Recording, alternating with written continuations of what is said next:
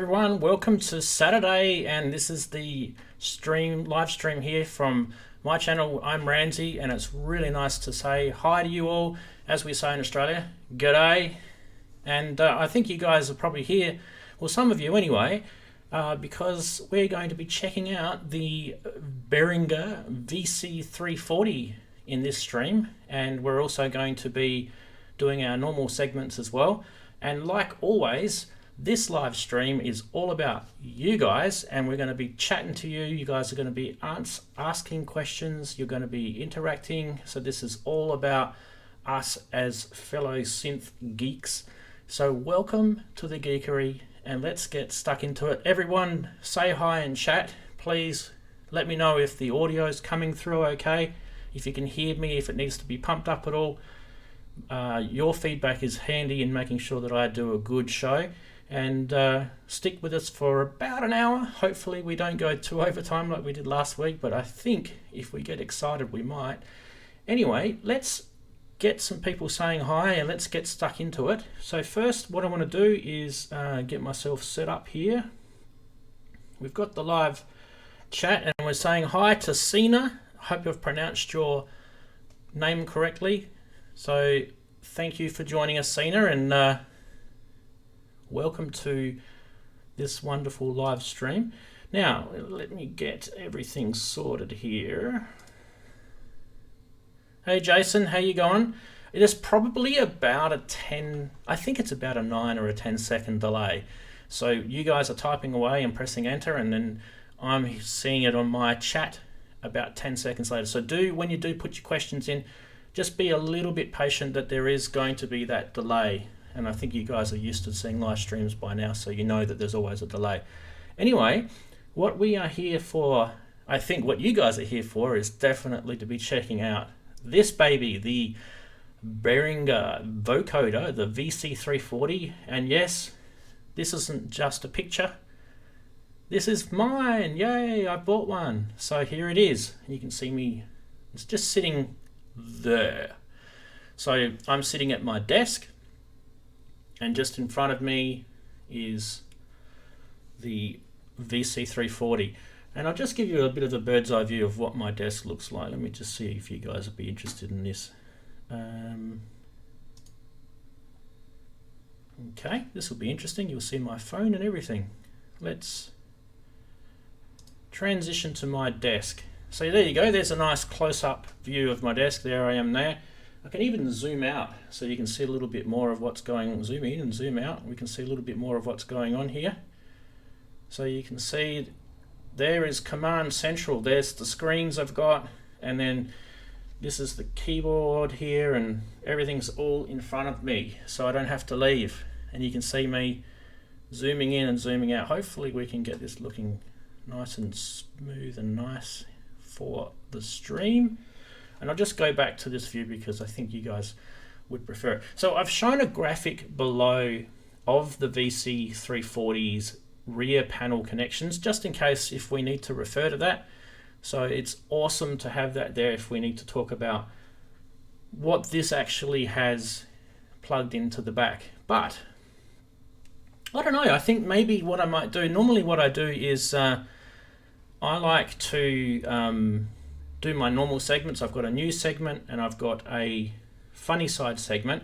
But before I do, what I might do is I've got a little bit of a MIDI thing set up here. Now let's see. When it's live, you can't do things edited and make it all sound like it's snappy, and I prepared this earlier. So what I'd like to do is just bear with me a sec. I'm going to add a screen capture on my Mac desktop. See if I can get this to find it. I can hear a hard drive booting up. There we go, it's found something. All right, and we're just waiting for this to load. There we go. Sorry guys, I know you can't see what I'm doing here, but I promise you it's all gonna be worth it as soon as I can go boom, like that. There is the Mac desktop, which is one of the screens that I'm actually looking at over on the right of me anyway.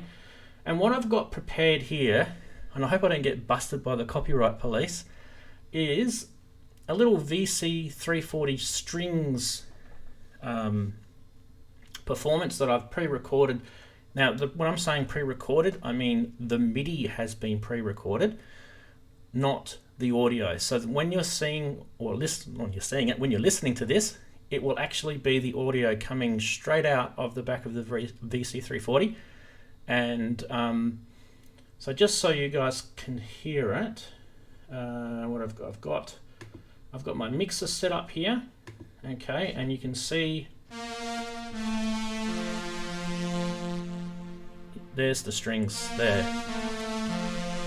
Just so you guys know, it's really coming through. But what we've got in the background is we've got Ableton running, and I've got some effects running on this. So this is not going to be a scientific demo. This is going to be, you guys would do this. You would have your VC340, you'd be running it through effects like I am.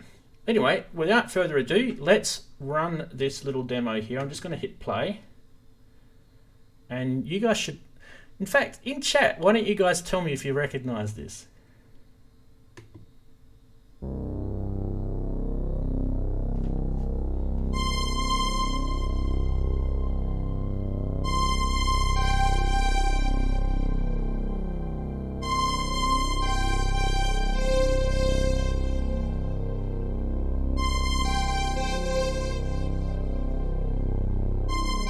First person, see who recognizes it.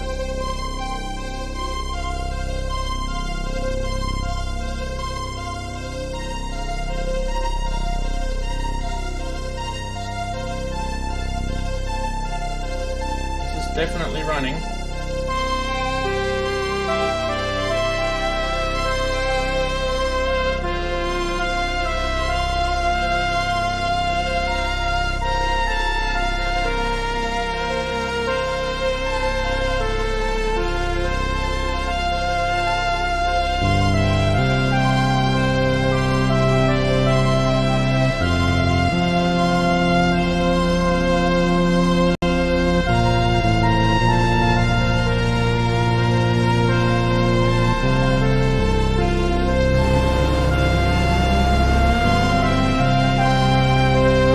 Recognize it yet?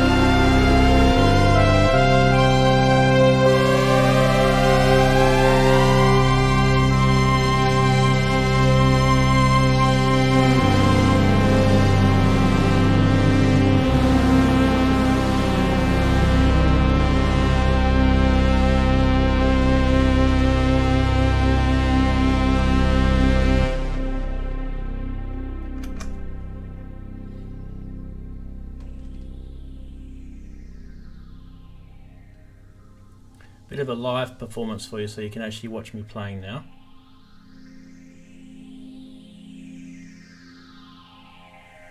No one said anything about it in chat yet.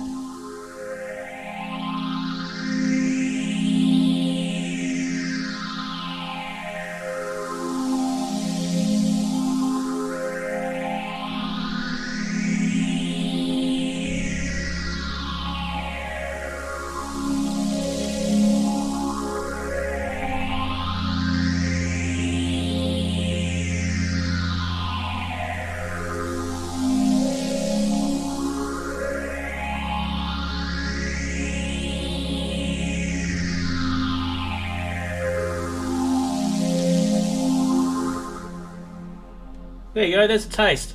What did you guys think? Not a bad sounding string machine. Who agrees? Now I had that going through some effects. Let's just go back over to the Mac screen so you can see what I had it running through. The audio that's the string machine's coming through is track 1 here. And you can see down the bottom, if you guys know a little bit about Ableton, you can see down the bottom here that it's got 2 sends. Well, I've got 2 sends I've set up here. One's A and B. Send A is a reverb, which is the Eventide black hole. That's what's running on the reverb. And on the delay, I've got my MX1 delay thing set up here. How you going, Punk Duck? Nice to catch you. Yeah, beautiful sound. So all I've got is just a nice big ambient sounding reverb and a delay on that. So, and that's what gives you that.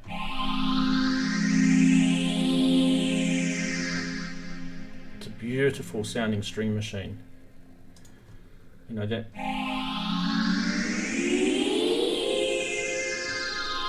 And before I had, I don't want to bump the mic, but I want to show you guys what phaser pedal I am using without causing massive disconnections and things here. But can you guys see that? It's a Moog. It's the 12-stage analog phaser. That's why it sounds so good, because that is a really beautiful phaser. And stay tuned on my channel, guys, because I will definitely be reviewing that phaser pedal as well. But that's what you can hear in the background. And I can turn it off, and we just have the straight strings.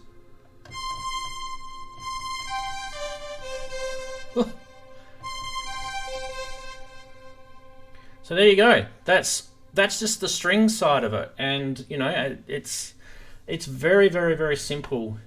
The string side of it, you've got an upper and a lower. And that really is just purely based on keyboard mapping, the upper and lower. It's not like it's combining 2 different upper and lower sounds, but you do have a attack and a tone control, and you can also it's got like a VCA release that everything uses. So let's turn off our effects so you guys can hear it without effects now. There we go. Let's turn it up a bit so we've got a bit louder. And a little bit louder. Whoa, I shouldn't be using this mouse. There we go. Let's get that to about unity there. A bit lower, a bit lower.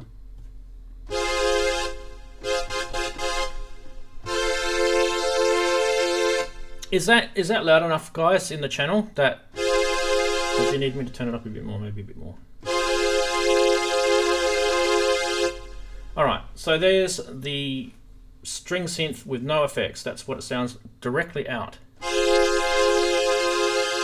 In fact, why don't we...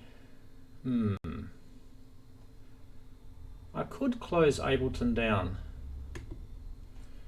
I'll give you guys, you can see what I'm doing here. If I close Ableton down, you can see the string is coming through channel 4 on the mixer there.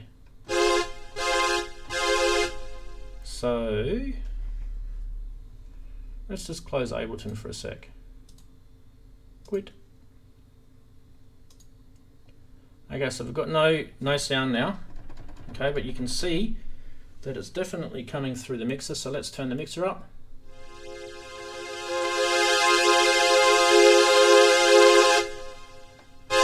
All right, now that's purely just through the mixer, straight to your lovely little ears. Balance seems good, awesome. All right, so let's go back to the previous view over here. So now we know what we're getting.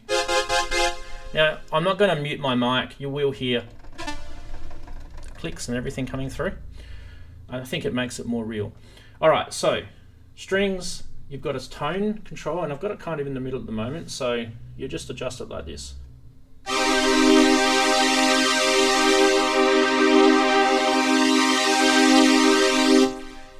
For me, I think it's kind of like a little resonance control. There Maybe a bit of cut off. I don't know. What do you guys think? That sounds a bit resonancy, doesn't it? Could be cut off. I don't know.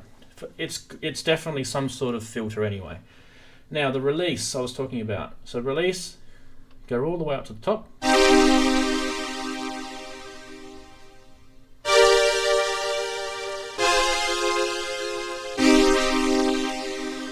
It's not the longest release in the world, if I'm going to be perfectly honest, but it's not bad. I found it kind of nice about there. Notice how it drops in volume and it just kind of, it hangs. So I don't know, there was people talking about it not sounding right. That could be possibly a problem. Attack, let's see the longest attack.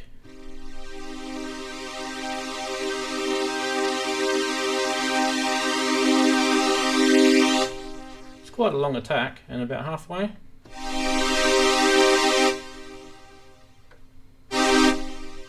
I find it with no attack, it's not clicky at all. So that's quite. It's got still a little tiny bit of rounding off on that attack. So I find that quite nice. Okay, so one thing that you need to know about this is the way the keyboard works. It's only a very small keyboard, and it's because this has been. I've been told by, in fact, actually, Uli Behringer actually talked to me on one of the forums, and he was saying that the reason why they've only gone with a 4-octave keyboard on here is because its main job is actually a vocoder, and you don't really need to have massive amounts of keys on a vocoder. And you know, look, if you need more keys, then you could always plug a MIDI controller in. So, but I find it's okay, and I'm getting used to it. But if you do want to shift where your keys are, you've got these controls down the bottom left-hand corner here, and you can go low and high. So that's high, and then low. So it's just popping it down an octave, and then low all the way down to here. But then on top of that, you've got a manual setting on this pitch shift here, and if I drop that all the way down,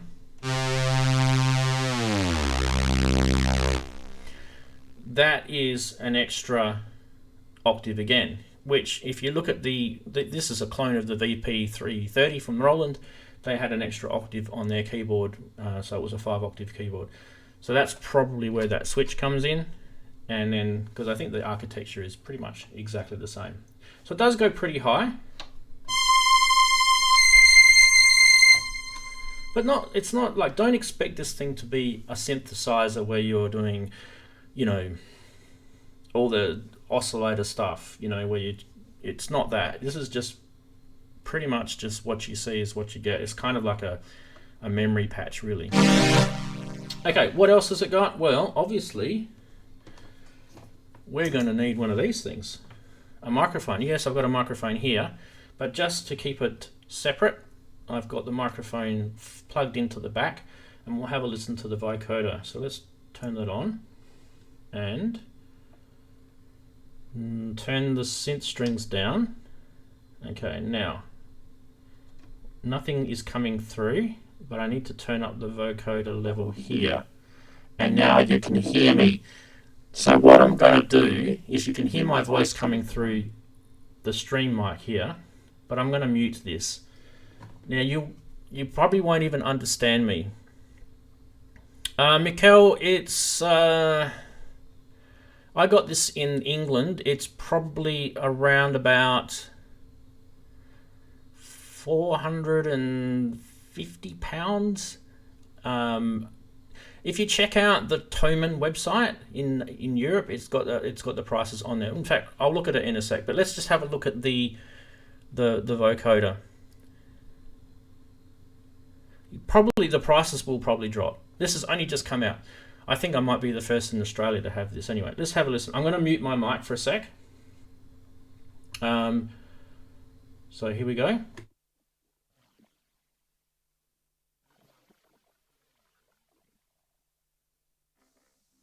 This is the vocoder, everybody. I don't know if this sounds any good, but you can make it pitch to your voice. Oh yeah.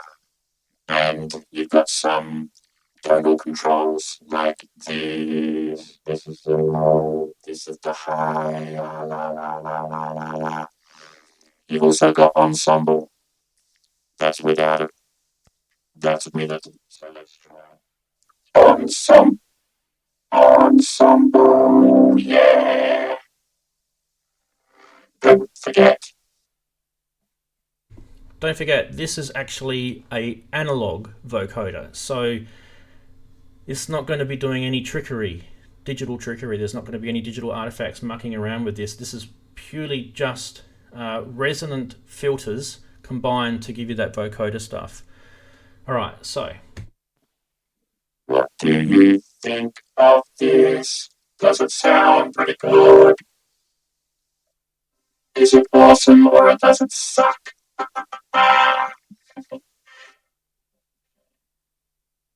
now I can actually talk through this as well. Isn't that cool?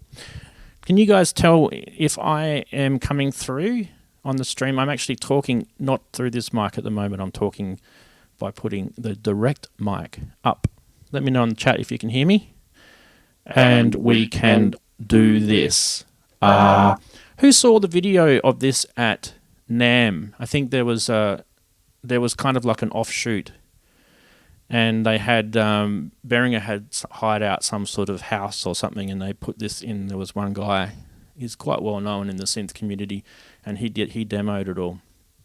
So he was showing this off.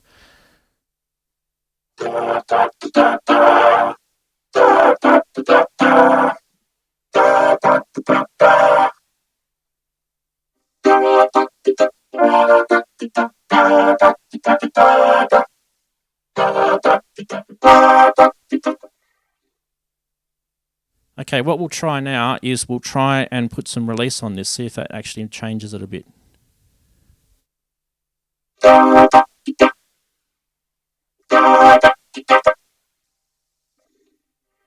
I don't think the release is working on the vocoder. In fact,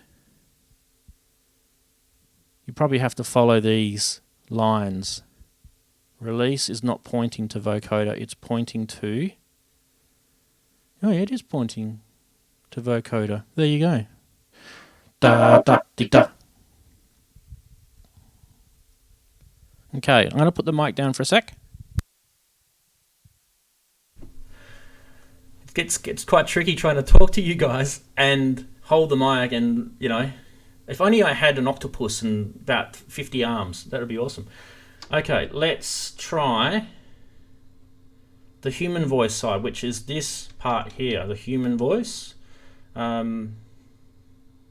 Easier to see when the light's not reflecting it. There you go. I'm trying to keep track of chat. Yes, so basically my voice, when it comes through the vocoder, my voice is the oscillator, and so, or the carrier if you want to call it that. And the vocoder then is pretty much just a bunch of a bunch of high pass and cut off filters to form those, those harmonics to give you those vowel sounds. I think that's about right. Tell me if I'm wrong in chat. I think that's kind of how analog vocoders work. Anyway, so let's have a look at the human voice, and we can turn it on here in that little mixer section. They call it balance, but it's more like a mixer.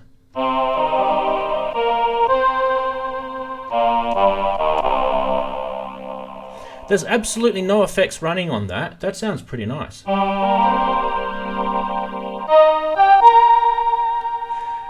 Okay, so one thing that you'll notice about this is that it has definitely an envelope that it's paraphonic.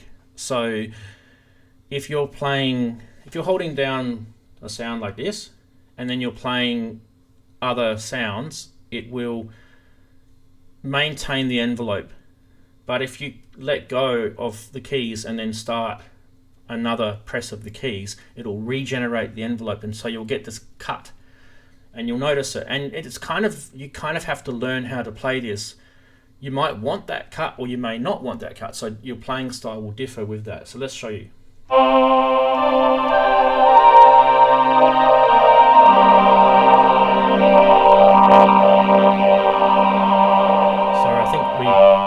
Peaked a bit there. I do apologise. I'll just move that audio down a bit.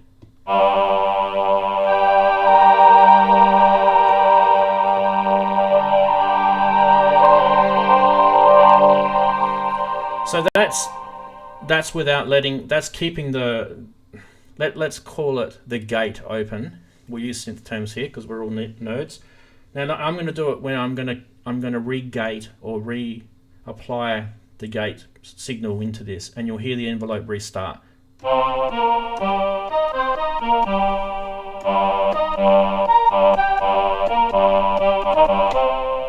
It's almost like a sampler, isn't it? So you kind of, it's not bad. It's, you know, you can change the attack on the human voice as well.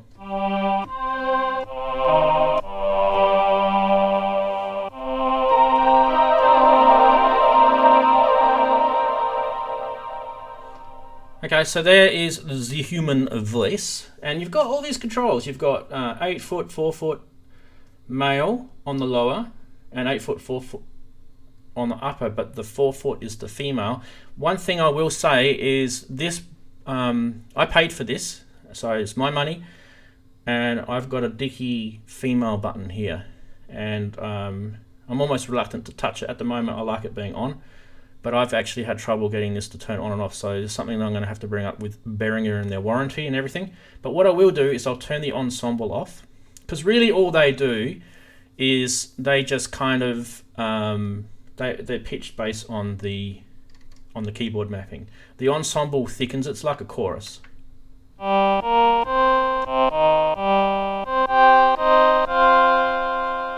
And that almost doesn't even sound like a voice now. It just kind of sounds like a sawtooth wave. Who reckons that sounds very unlike a voice?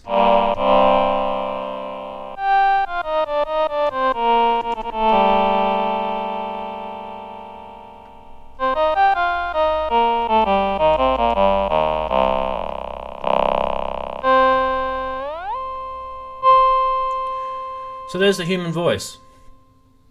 I really wish the Pro 1 would come. Yeah, Jason, so do I, and I'm definitely getting one of those.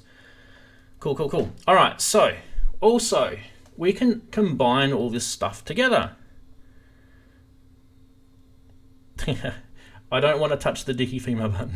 I was waiting for someone to pick me up on that. Okay, so let me mute myself.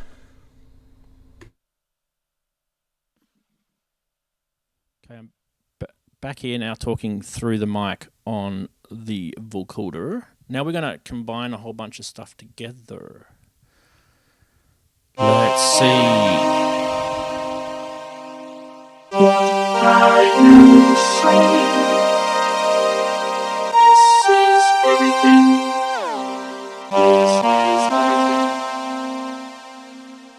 This is everything combined. It sounds pretty awesome, but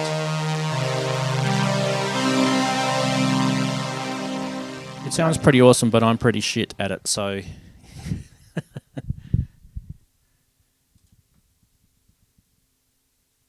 I need my mouse back.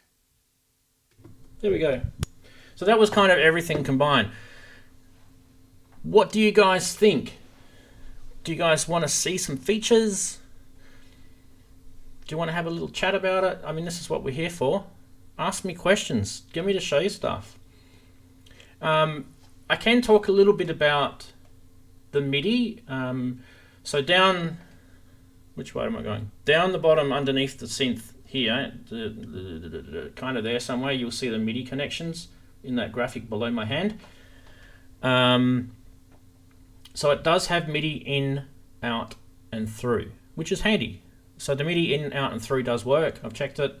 I've plugged a keyboard MIDI controller into this, and one thing I can tell you is that when you go octave down, like a couple of octaves down, it just won't go any lower. It's got its minimum or lowest note, and it's got its highest note, and it does not go any. So you can't plug another keyboard that's got like 80 something keys in it and then, oh look, I've got extra voices. It doesn't work like that. So it is a finite resource. This is. So basically it works on a divide down principle. So the oscillator produces a sound, and then that is then divided down all the notes. Yeah, I saw that, John. I saw the Spectravox. I was very, very impressed with that. I love how you can control all the formant filters on that. So, yeah. What else has it got? Okay, so across the back, you also do have some connections. So you do have audio output has got a high, low, and medium, high, medium, and low. So let's get this right. Third time lucky. There's a switch just around. Where's my hand? Just below my finger there. You'll see on that graphic below. There's a switch. So you can control how hot or how cold you want the sound to come out of this. You do get some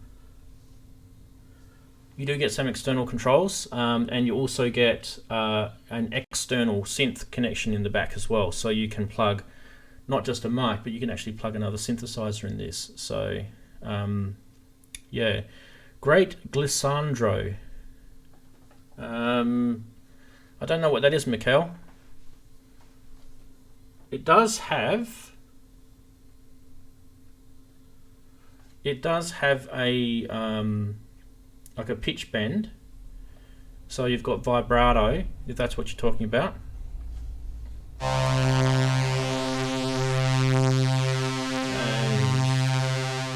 But the vibrato, I think, only works on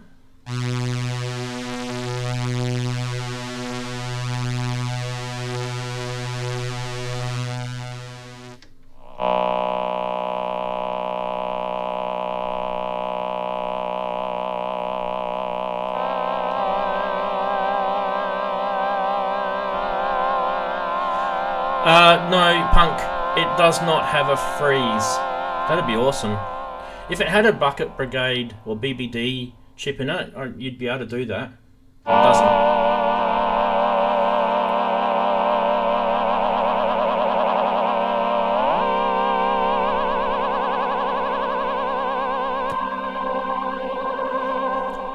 Notice when I hit that ensemble button, the vibrato was actually very hard to distinguish.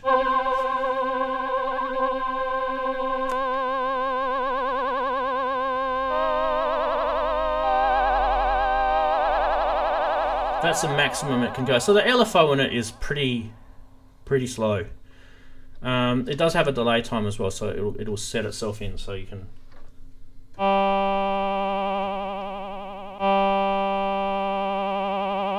kind of like an attack. Now it does have this thing.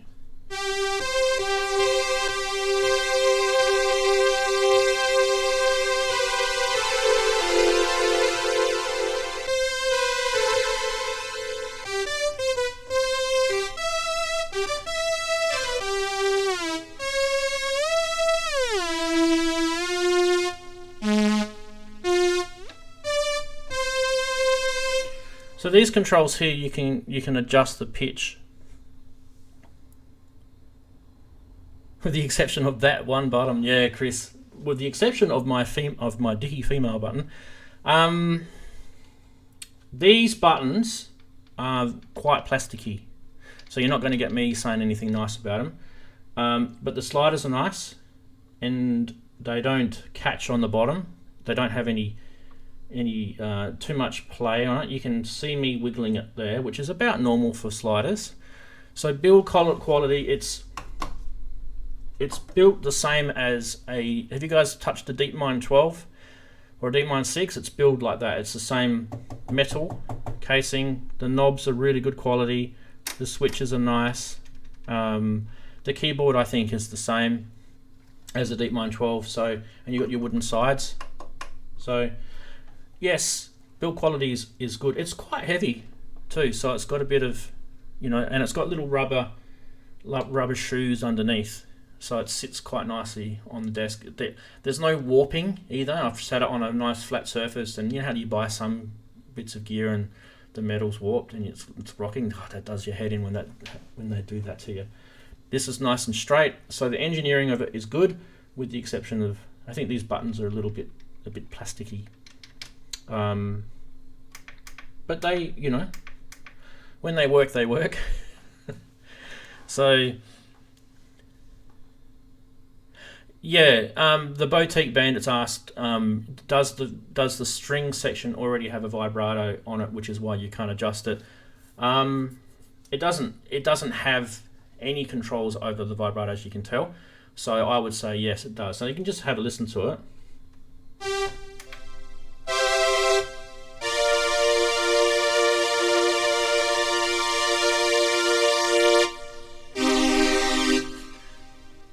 This also has a stereo output as well. Now I'm actually running this through a mono output at the moment, and unfortunately in this particular live stream I'm not going to show you the stereo output because it's too much dicking around, but you can actually see the audio phasing between left to right channels on the stereo output. Something actually that I will show on the review video that I'm doing soon. Mikhail, yes, it was. Can you guess the album though? Can you guess? It's one of his earlier ones. Is it a hunk of metal to make it heavy? Well, it is metal and it's wood, so yes, that would add to the weight. But I don't think there's a problem with the build quality. You know, I know they've got a name for themselves with build quality, but I really don't think you should be worried about it. Mikhail, nah, it's not Oxygen. Can anyone else guess what I was playing earlier? I know there's people probably have joined since, but someone in chat can tell him what I was playing earlier. I'll give you a little demo. It was like this.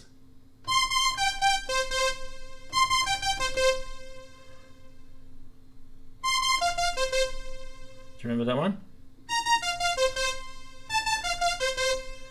There's a hint.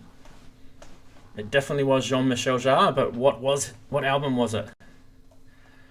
I actually played the whole complete first song of that album, and then I also started doing the intro of the second, which was the chord bit with the phaser pedal. I agree with Punk Duck. I think the quality of the Behringer stuff that's come out is actually really, really good. I don't know if you guys can see next to me here on the left, on my left. It's actually hard to say it's on my left because physically it's on my right.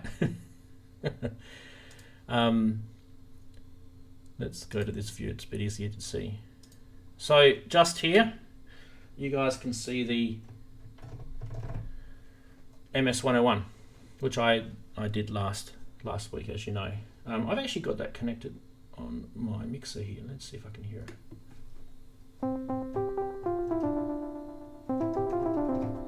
So it is connected.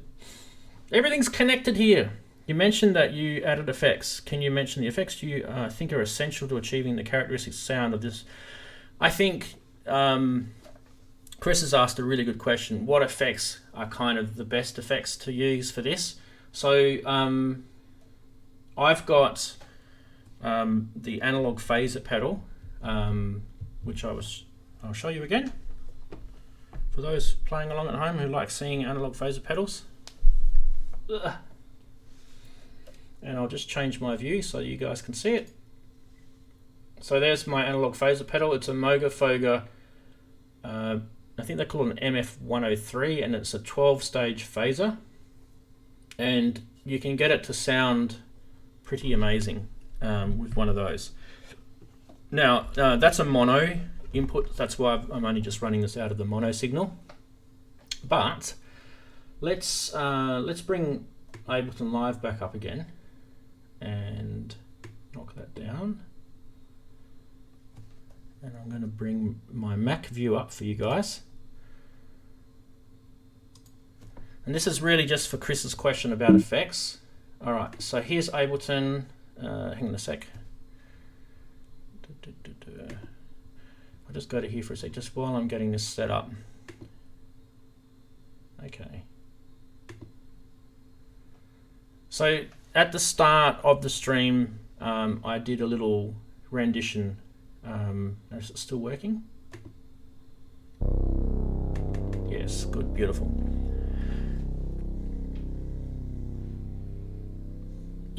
Triple Eight Berg, you can't really change the voice that much. I'll show you again the vocoder in a sec. Okay, so the string machine is now going through my Ableton, and you can hear there's effects.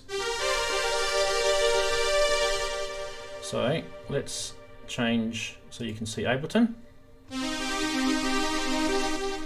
And all I've got it going through is reverb and delay. The reverb I've got is a plugin by Eventide called Black Hole. You guys should have heard of that one. It's pretty long and deep. You can still hear it. And the delay is just a simple delay, built-in delay. So you can turn them off. So that's the reverb off, and this is just a delay.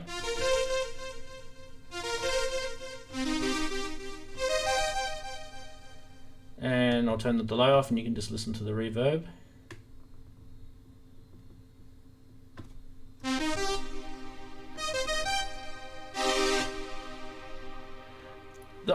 I find the reverb gives it the necessary release that you want on those really big long tail type strings. You need that kind of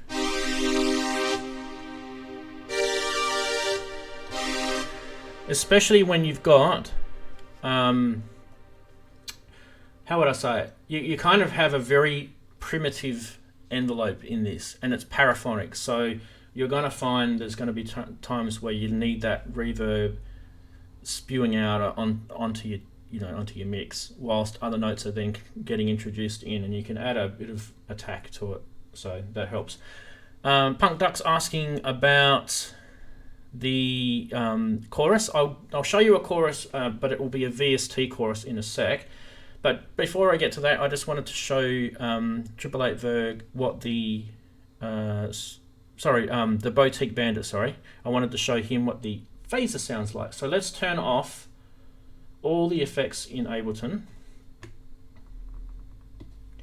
And I'm going to turn the phaser on. So that's on now.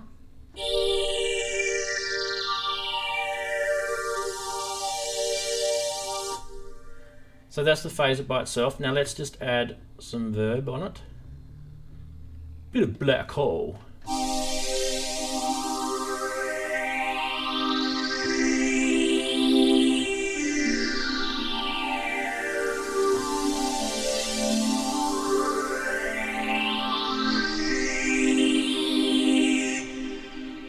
So you can see that phaser is just creaming that right up. And then we'll just add a little bit of delay. You don't have to have reverb and delay together, you can have them separate.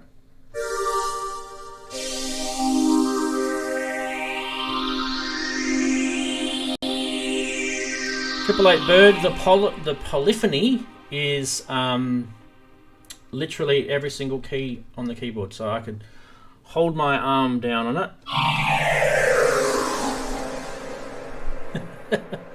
Full poly. In fact, there's I think Jean-michel actually did something like this at the start of one of his songs.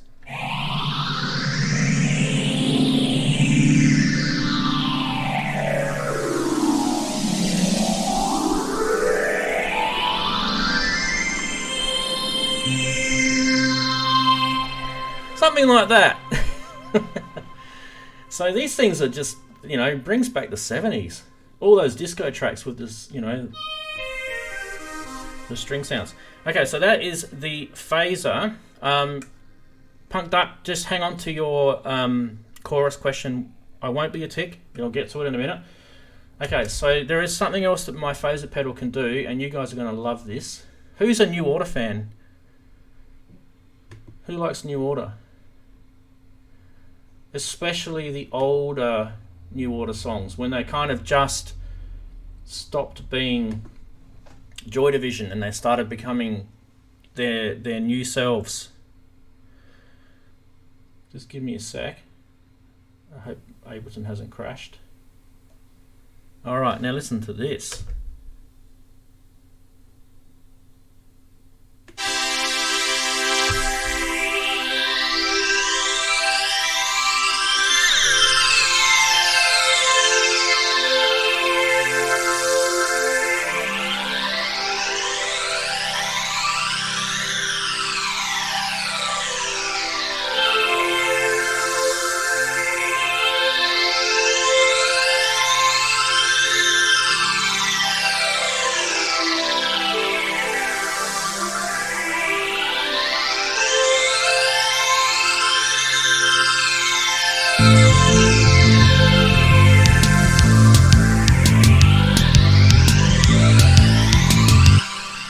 Oh, I think that was peaking in the channel then. Sorry about that, guys.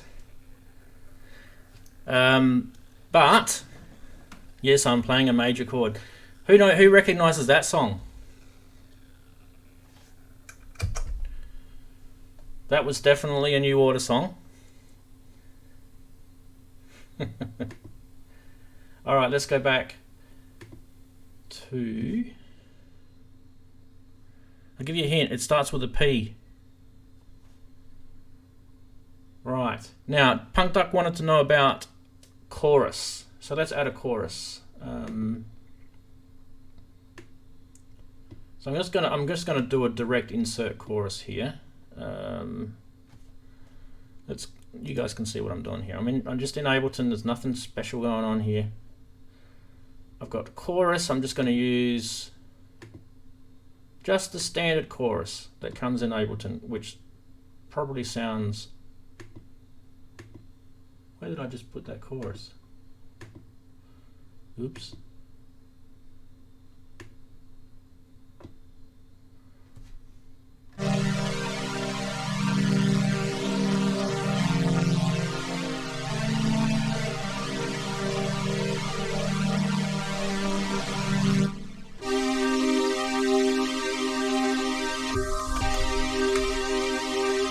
So there's no analog phaser pedal.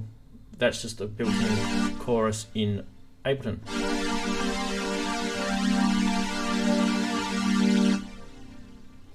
So that sounds pretty nice. Keeping up with the chat here. Okay, so you guys didn't pick the song. It's called Procession, and it's on one of their... It's not actually not on any of their albums. It was around the Power, Corruption and Lies era, but it was on an album which only had 4 tracks on it, and I can't even remember the other tracks. God, I can find out what that was called. Everything's Green, Procession, and Hurt, and there was another one. I think that was the album that it was on. It's like 4 tracks. It was a special thing. Anyway, that was what that was from. And that actual song, when they recorded it, they did it on a ARP Quadra. And as you guys may or may not know, the ARP Quadra is also a string machine. It's got 4 different synths built into one, and one part of it is a string machine. But it also has a massive, really, really nice analog phaser built into it. And I think it's like a 14-stage or a 16-stage phaser. I can't remember the exact specs. But that Moog Vocoder that I showed you guys before, which is sitting right here, is a 12-stage phaser, which you can get it sounding almost identical to the ARP Quadra. Not identical, but almost identical, which is why it sounded so good. You do believe we've got some above 40-year-olds here? Yes, yeah, I'm an old fart, mate. I'm definitely north of 40. Sorry about that. Okay, so someone's asking about... where I saw it in chat. Just give me a sec. There was a question a bit earlier, and I didn't want to miss it.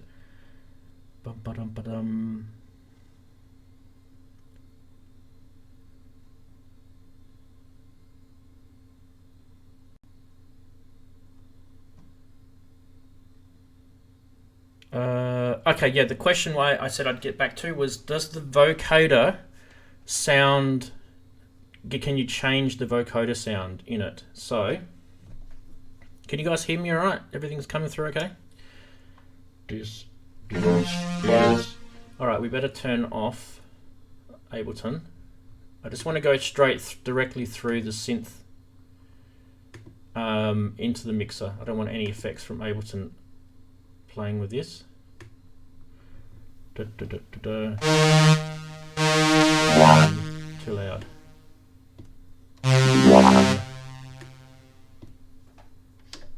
One. That's way too loud. One.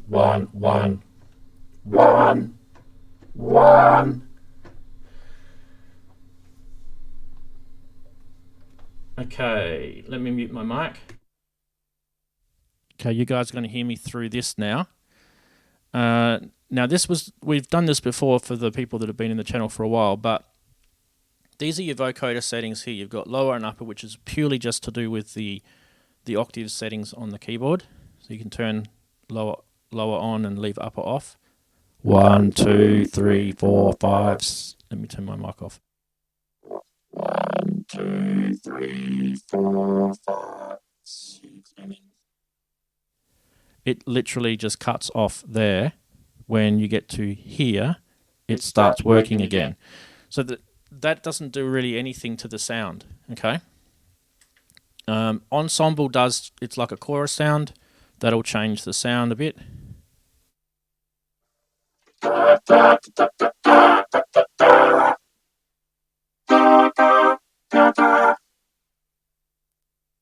And I'll turn it off.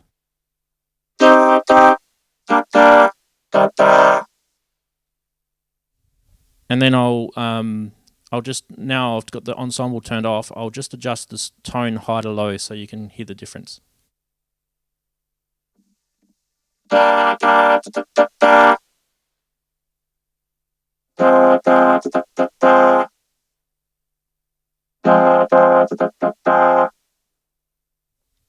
So you can see, I'll turn it off. You can see there's not a massive amount, you know, of vocal changes that you can make in this. So it's really more to do with pitch, a bit of chorus, and you know, that's about it. I mean, like if you were to compare this to that new thing that Moog have just done at the Moog Fest, this, you know, that would be awesome to have those controls on here. Does the ensemble work when they are off? Let's have a look.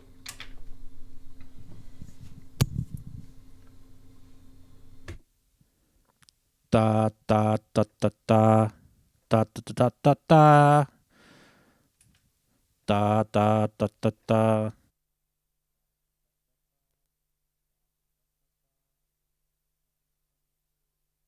Nothing's coming through. So no.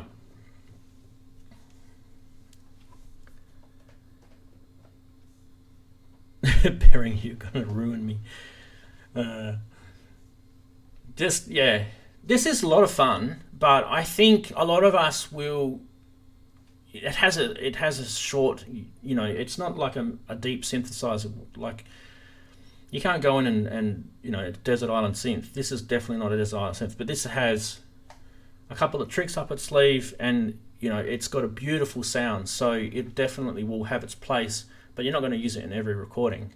It's one of those sort of things. You'll find it'll probably sit in the corner, and then when you need to get it out, you get it out, and you'll probably put it away again. Some people won't like that. Some people like synths that you can use it for everything. They want a Swiss Army knife thing, and other people like me like to have dedicated things that are good at what they do. I don't know what you guys think. What do you guys like? Are you like the sort of dedicated thing? Nikita's asking if this is a new release. Yes, it is. It's from Behringer. It's called the VC340. It's a vocoder and a string machine, and it also is basically the clone of the 70s Roland VP-330 of the same thing. It looks almost identical to it. So that's what this is, and it's out now. You can get it. I bought this 2 weeks ago, and I got it delivered on Monday, so all the way from the UK, and I'm in Australia, so that thing was on a plane, and it's already had its passport stamped. All right, so I'm keeping up with the chat. Okay, you guys need to ask me questions about what you want to see me do on this. Yeah, it's been out for about 3 weeks. What store did I get it from? Gear for Music, because I think they were one of the only ones that had stock. I actually originally ordered it through Thomann in Germany, and they kept giving me the, you know, it's coming, it's not here, blah blah blah. And then I heard some guys getting. I was already on a pre-order. I heard some guys getting it. And that sort of stuff annoys me when people get it and I'm on a pre-order and, you know, I didn't get mine. So I cancelled my order with them and ordered it through Gift Music. And the guys that were on the list with me at Toman are still waiting, and I've got mine. So, you know, it depends what you are. If you're kind of in a hurry to get one, you can do that. I think the prices will go down, though. That's my gut feeling. Chris, yeah. I'll tell you. Okay, I'll tell you a little story about the Moog Vocoder. It's gonna be on my review. Let's just unplug it for a sec, so you guys can see it.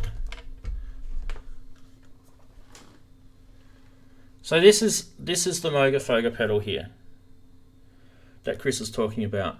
You can't get them anymore. Moog don't make them anymore. All right. And the problem with that is that they make amazing effects. They really, really do. And it's a shame that they don't make them anymore. But it's probably based on pure economics and sales. How did I get one? I got this last week, and I was searching the globe basically to find one still sitting in a warehouse somewhere, and I did. I found one. It cost me about $500 Australian, which is a lot of money just for a guitar pedal. But if you guys look at eBay and find out how much they're selling for used, you'll know why I got it. So they're rare now. They're gonna be rare.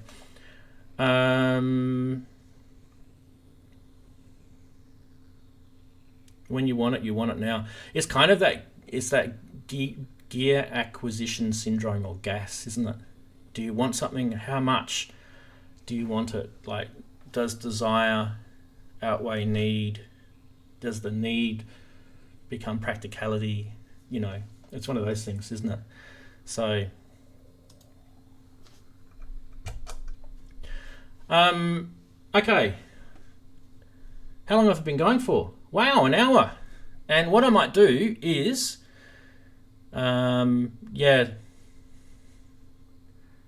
I've completely missed on doing my normal segments. Who thinks I should just skip them? Do you guys know what normal segments I do? I do a news segment, and we can have a quick chat about a couple of things that I feel is important to talk about during the week, and then I do a little funny side thing. Do you guys want to see that? It's only quick.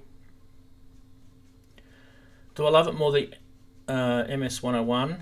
I love the MS-101. That is actually, you know, I don't know if you guys know me. I've been wanting an SH-101 for years, and I would never pay that sort of money for the used ones. I thought it was ridiculous. So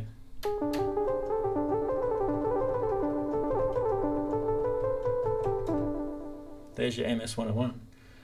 Okay, let's do the news segment. I'm going to roll the news. Give me a sec, guys. I'm just going to set it up. I promise you it'll be worth it. Okay, ready, set, go.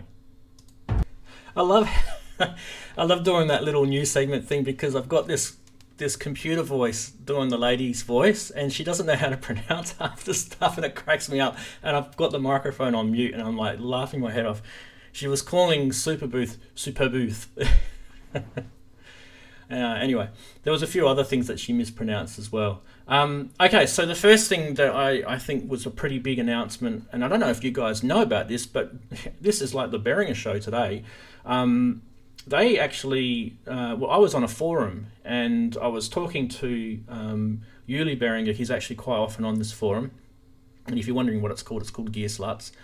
And we were talking about the VC340 and blah blah blah, just crapping on about it. And like the next post he puts up, he shares this PDF of the fact that they're actually going to build the ARP Selena, which is another string machine, and this thing is like massive compared to what the VC340 is in terms of string machine ability, and 49 voice polyphony,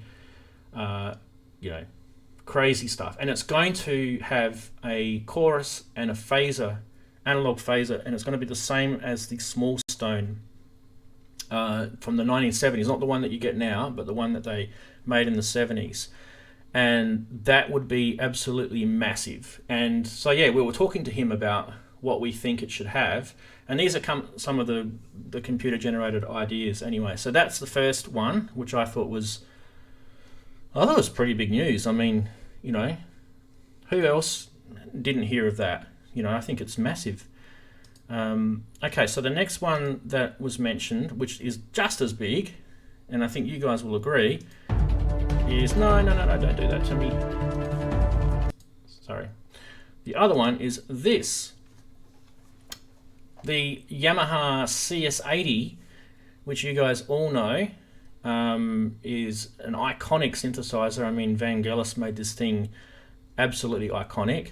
But Yamaha have now jumped onto a website, and they've asked us, the synth community, you guys, including you guys, all you have to do is log into this website and join, and they've asked us for our opinion about whether they should make or remake the CS80, and if they were to remake the CS80, what features would we like to have added to it, or what features would, you know, was it missing or whatever. And there's been a massive, huge chat about this already. So Yamaha are kind of, I think they're showing their hand about this, and that's going to be huge.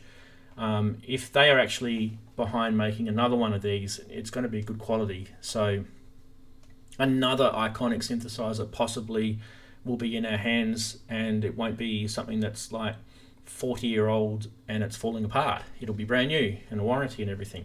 So who thinks that would be pretty awesome? Speakers and well, wait till you see my funny side segment. There's a really cool joke in there, so don't go away. I'm about to show you that. And the last thing is this part, which I think is just as important as those two announcements, is Superbooth. Who knew that Superbooth was on this week? That's crept up on us, hasn't it? Now, Superbooth, please watch carefully next week. It's Thursday when it's out, and I think probably starting from Wednesday, we might start getting announcements from manufacturers of new products. I always know that new products are released at Superbooth. I don't know of any.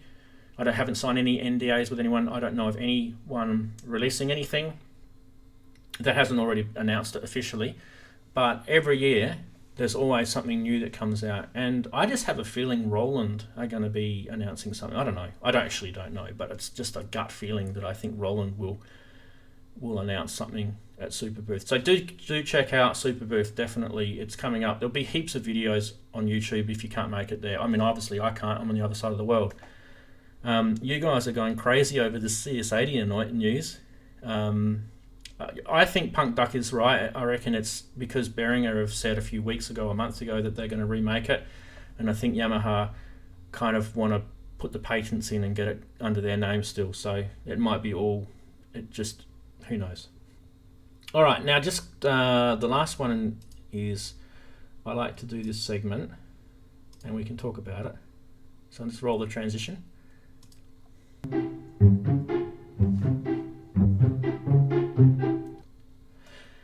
And so what I like to do every week is as I go through my Facebook feed and everything like that, I find some funny things, and I call it funny side, and these are memes basically.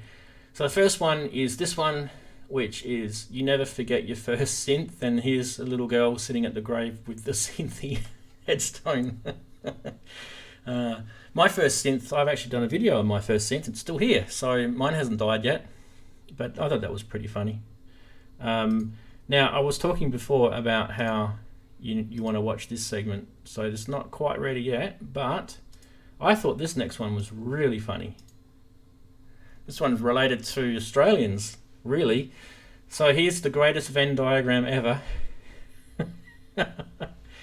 And what do you got here is is it a beaver on the left playing a guitar, and then you've got a platypus playing the keytar, and then you've got a duck playing the synth. Now, I don't know if you guys have picked up on this. So obviously the guitar and the synth merged in the middle is a keytar, but have a look at the animals. the beaver and the duck merged is a platypus. I thought it was really clever. Whoever came up with that one, they should get an absolute like gold star. I was in laughter with that one. Mind you, my nerd laugh is quite funny. Anyway, I promised that this one would be really, really funny, and if you guys let me know what you think of this one. So here's the announcement from Yamaha that they're going to produce a new CS-80, and there it is. It's the Reface CS-80 with tiny little knobs. You have to use tweezers to use it. It's like I also like how it's got the little memory patch panel on the left hand side as well. That's brilliant. So yeah, there's my funny side. It's worth it, isn't it, guys? The funny side and the news is worth it because we can talk about stuff that's been happening in the week. I reckon it's worth it anyway. So who liked that? A few people. So back to our, how long are we going on the stream for? Just a bit over an hour. And we've got this VC340 here in front of me. Do I like the Yamaha Genos? I actually don't know what a Yamaha Genos is. I don't know everything. Yeah, Chris, I think a lot of people in some of the forums were talking about making the CS-80 reface version, this thing. It's hugely funny. I don't know. You could just imagine me doing a review. I mean, I'd be using tweezers. You'd buy it? I wouldn't. I probably wouldn't either. I think one of my first live streams was actually the Reface CS. So that thing it's dear to me. It's sitting in the cupboard. Anyway, back to reality. And we've got the VC340 here still, and you guys are all sitting there. Ask me questions, ask me to show you something. Is there something that I haven't done that you're thinking to yourself, I wish he did this? Ask it, because here I am. And, I'm happy to sit around for a little bit longer while you guys are interacting. I know there's about a 10-second delay between when you're typing in chat. Let me just see how long that delay is.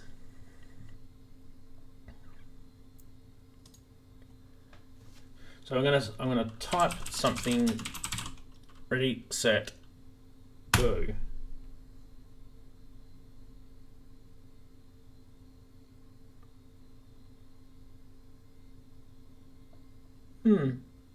Actually quite quick. It was probably only about 4 seconds, so that delay is pretty good.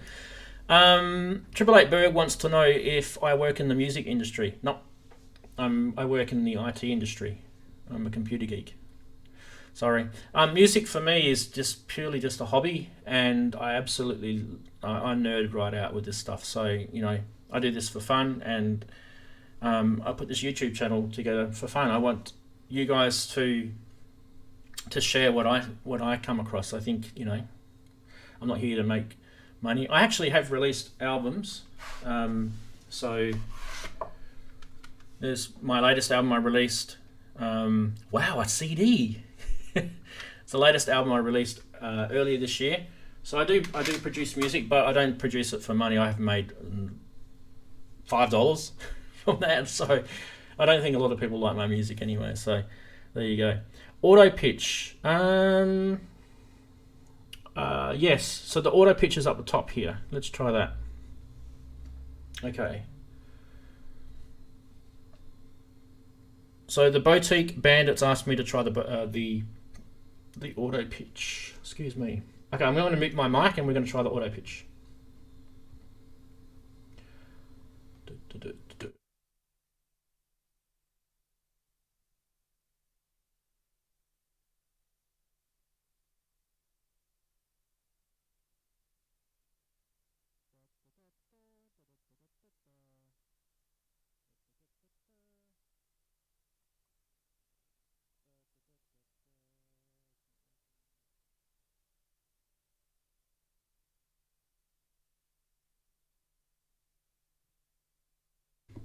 One sec, I've probably plugged it in the wrong way around or something. Something stupid.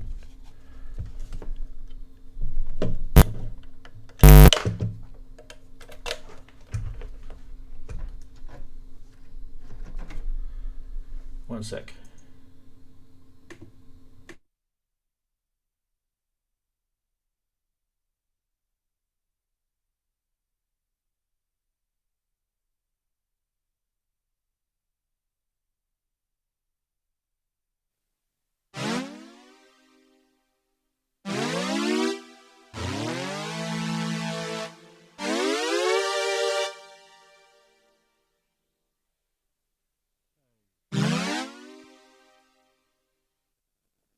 One, two, three, four, five. No. One, two, three.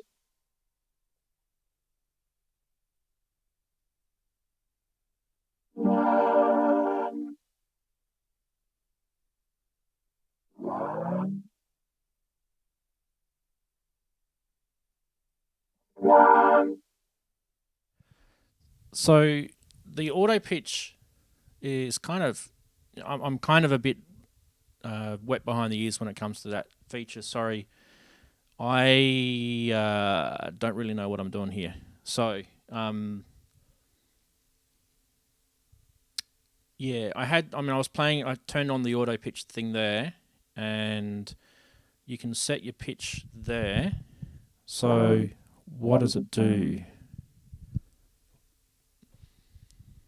I'm actually not sure what it does. So I probably need to look at the manual on that one. Don't forget, I've only had this thing for a couple of days, so. Let me know if there's something that I should. Okay, so it's kind of like, it's like glide. Is that what you're saying?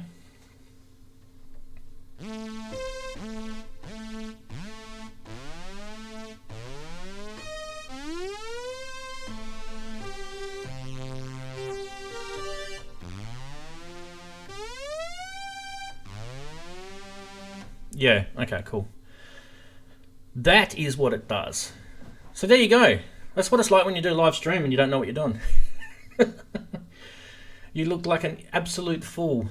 I think I missed another question whilst I was setting that up. Sorry about that.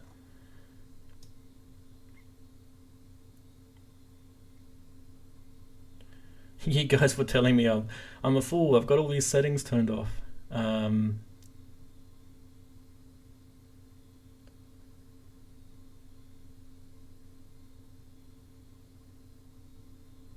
Yeah, I just wanted to double check because I saw a whole bunch of chat disappear off the screen, and I wanted to make sure. I think I missed Mikel leaving, so I wanted to say bye to him. But if he watches it back, he's got me saying that now. Anything else, guys? Let me know. Yeah, that's actually a really cool feature. It's kind of like the glide, isn't it?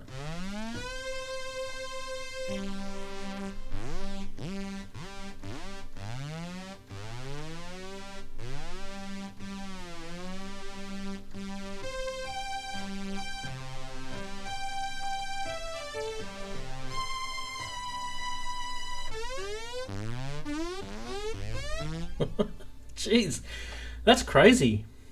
Oh, and you've also got this other setting I forgot to mention too. In the back, there is a connection that you can put one of those, those mental blank pedals, the ones that go up and down. So I'm having a mental blank. You can plug that in there and use that, and you have that in the setting in the middle. So yeah, and then you've got manual. That's actually pretty cool. I like that. I haven't even read the manual of this thing, so I haven't even gone into that yet. So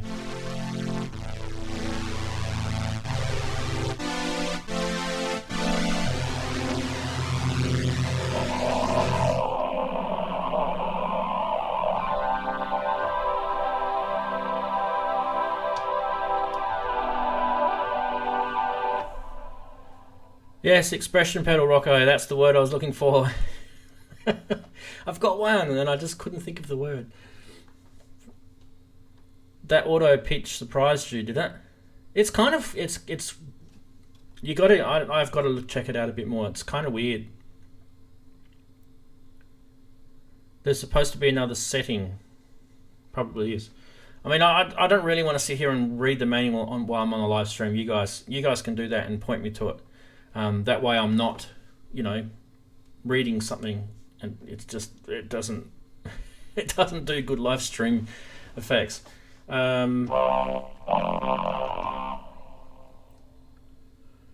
So I've had it through an analog phaser pedal. I've had it through digital effects running in Ableton. We've gone through the 3 sections here.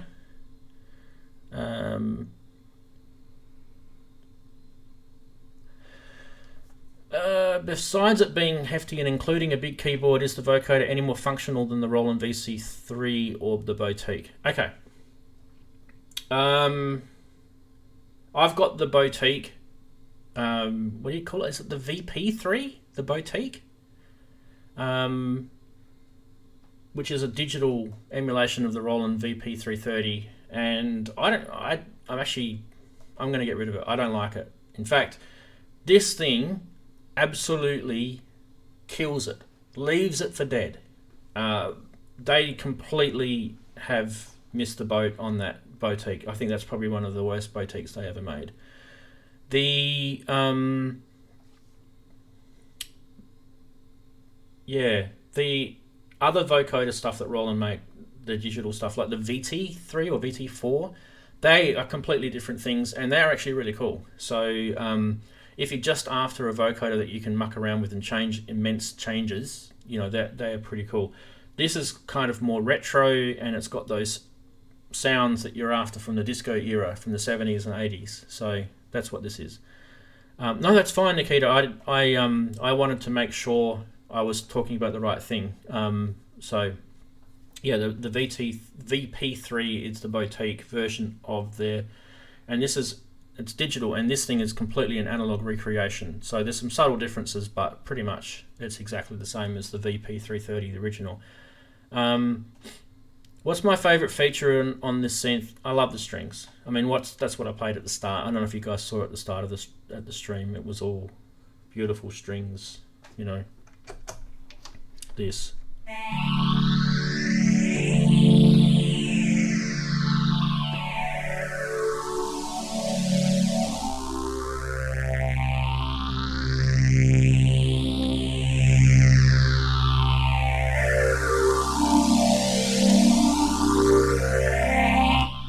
Beautiful.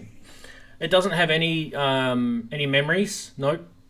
I don't mind synths without memories though. I can, once you use something, you'll find these sort of analog things you don't really like. The MS-101 doesn't have any memories. So once you get used to using it, you don't need memories. Nor patch memories. Nope.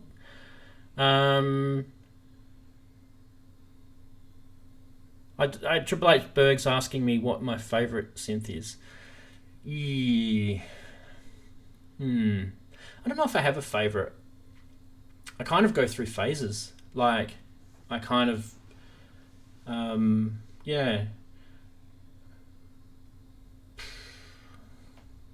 don't know.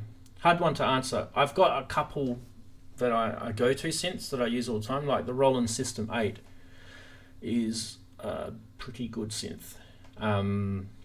So it's got, if you want all those classic Roland sounds, it's got it in there, plus the System 8 engine. It's massive. It's got FM. That thing is a desert island synth.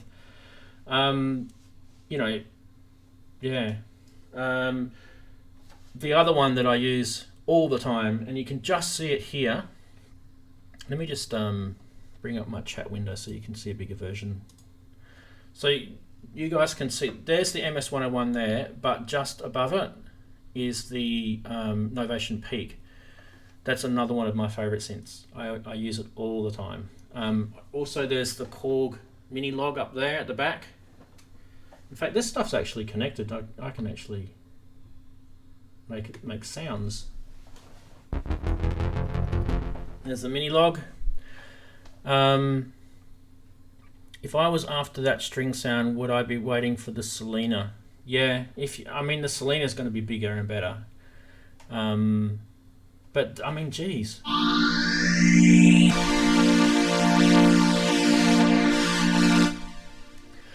That beats a strike fet. There's a strike fet there. So it beats a strike fet.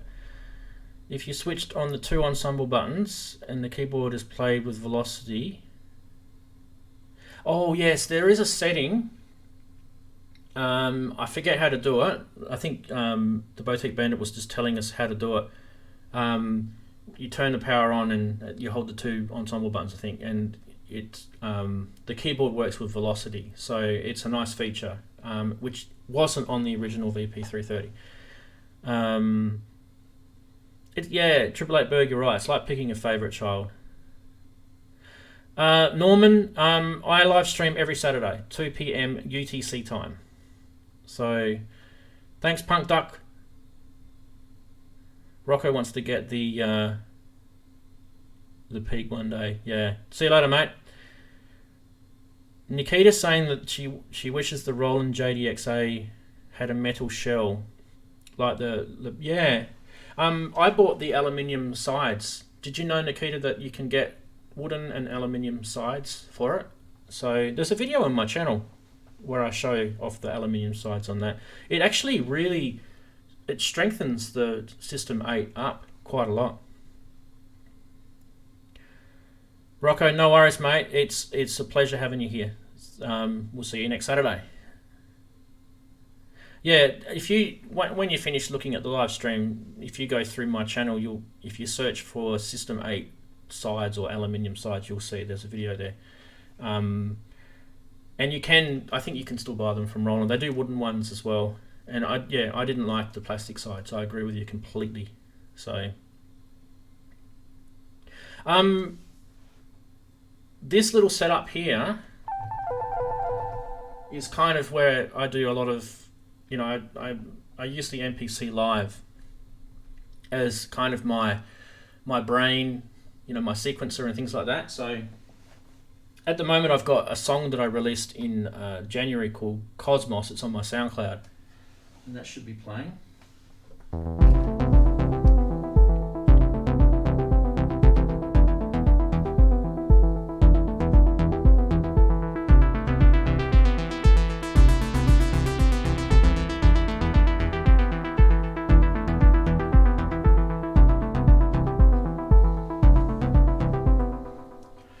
So I that's what I do when I'm mucking around.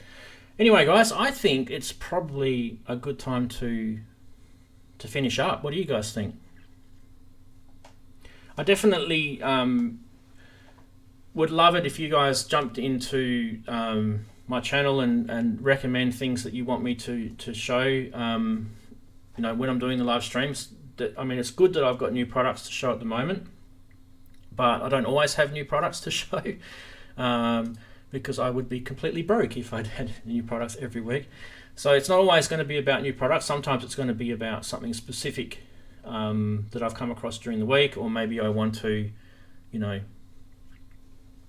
show something that I've learned, or maybe you've asked me questions. So anyway, that's what we're gonna roll with. Hope you enjoyed today's live stream. Don't forget, please, to hit the like button, hit the subscribe button, and don't forget, every Saturday I'm here, and we can share our Saturdays together, all the way from Australia to wherever you are. I wish you a fantastic weekend, and I really appreciate you joining me this beautiful Saturday, and I hope you guys have an awesome week. So thanks very much, and we'll catch you soon.